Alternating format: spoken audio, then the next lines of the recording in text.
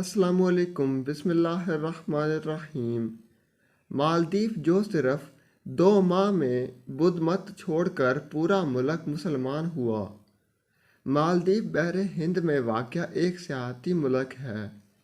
یہ ملک 1152 چھوٹے جزیروں پر مشتمل ہے، جس میں سے صرف 200 جزیروں پر انسانی آبادی پائی جاتی ہے۔ مالدیپ کی 100% آبادی مسلمان ہے، جبکہ یہاں کی شہریت لینے کے لیے مسلمان ہونا ضروری ہے۔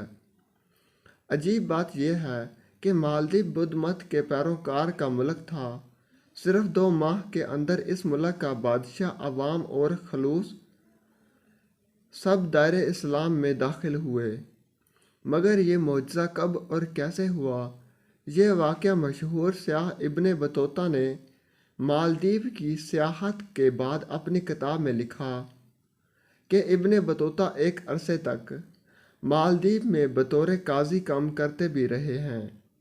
وہ اپنی کتاب میں لکھتے ہیں کہ مالدیپ کے لوگ بدھ مت کے پیروکار تھے اور حد درجہ تک توہم پرست بد عقیدگی کے باعث ان پر ایک جن مسلط تھا۔ وہ مہینہ کی آخری تاریخ کو روشنیوں اور شمعوں کے جلووں میں سمندر کی طرف سے نمودار ہوتا، اور لوگ سمندر کے کنارے بنے بت خانے میں سے ایک دوشیزہ کو بناؤ سگار کر کے رکھ دیتے۔ ویڈیو اچھی لگی تو چینل کو لائک کریں، سبسکرائب کریں، شیئر کریں، گھنٹی کے نشان پر کلک کرنا مت بھولیں تاکہ ہماری ہر ویڈیو آپ کے پاس بآسانی پہنچ سکے اور ہماری حوصلہ افزائی ہو سکے۔ کمنٹ سیکشن میں اپنی رائے کا اظہار ضرور کریں۔ شکریہ۔ بت خانے میں ایک دوشیزہ کو بناؤ سگار کر کے رکھ دیتے۔ وہ جن رات اس بت خانے میں گزارتا اور صبح وہ لڑکی مردہ پائی جاتی اور لوگ اس کی لاش کو جلاتے۔ جن کے لیے دوشیزہ کا انتخاب بذریعہ قرآن اندازی ہوتا تھا۔ اس بار قرآن اندازی میں ایک بیوہ بڑھیا کی بیٹی کا نام نکل آیا۔ اس پر رو رو کر بڑھیا نڈال ہو چکی تھی۔ گاؤں کے لوگ بھی بڑھیا کے گھر جمع ہو گئے تھے۔ دور سے آئے اس مسافر نے بھی بڑھیا کے گھر کا رخ کیا۔ استغفار پر اسے سب کچھ بتایا گیا کہ جن کے ملازم کتنے بڑھ گئے ہیں۔ مسافر نے بڑھیا کو دلاسا دیا اور عجیب خواہش کا اظہار کیا کہ آج رات آپ کی بیٹی کی جگہ بت خانے میں مجھے بٹھایا جائے۔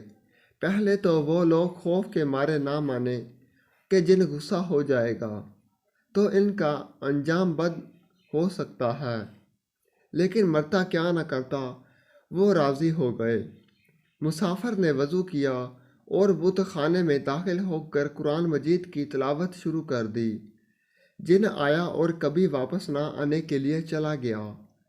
لوگ صبح منہ نہار بت خانے کے باہر جمع ہوئے تاکہ لاش جلائی جا سکے، لیکن مسافر کو زندہ دیکھ کر وہ سکتے میں آ گئے۔ جن سے دو ہاتھ ہونے کی وجہ سے دو ہاتھ ہونے کی خبر جنگل میں آگ کی طرح پھیل گئی۔ بادشاہ نے شیخ کو شاہی اعزاز کے ساتھ اپنے دربار میں بلایا۔ شیخ ابو برکات نے بادشاہ کو اسلام کی دعوت دی۔ بادشاہ نے اسلام قبول کیا اور صرف 2 ماہ کے اندر مالدیپ کے سب لوگ بدھ مت سے تابع ہو کر مسلمان ہو گئے تھے۔ یہ 1314 عیسوی کی بات ہے۔ اس مغلب اور دائی نے مالدیپ کو اپنا مسکن بنایا، لوگوں کو قرآن و حدیث کی تعلیم دی، ہزاروں مسجدیں تعمیر کیں اور مالدیپ میں ہی فوت ہوئے، اس مٹی پر ہی دفن ہوئے۔